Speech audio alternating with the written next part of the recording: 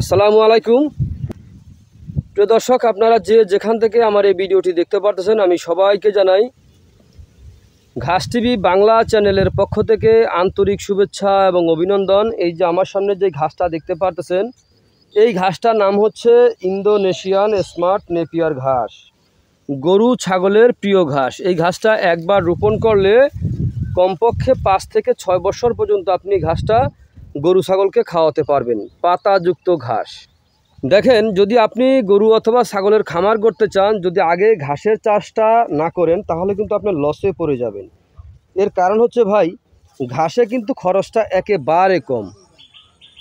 এই কারণে বলতেছি, দেখেন এই ঘাসটা কীরকম হয় তা আপনারা দেখতে পাচ্ছেন। আমি তারপর দেখাচ্ছি আপনাদেরকে। এই যে দেখেন, এখানে একটি ডগা আপনার ছিঁড়ে, এই দেখেন আমরা দেখাইছিলাম, এই দেখেন এই ডগাটা ছিঁড়ে এখানে ফেলে রাখা হয়েছিল। দেখেন সেখানে আপনার এই ঘাসটা কিন্তু অলরেডি দেখেন শিকড় হয়ে গেছে, অথবা চারাও কিন্তু বের হয়েছে, একেবারে ডগা পর্যন্ত কিন্তু চারা হয়ে গেছে। দেখতে পাচ্ছেন এই ঘাসটা এতটাই ভালো, দেখেন ডগা হয়ে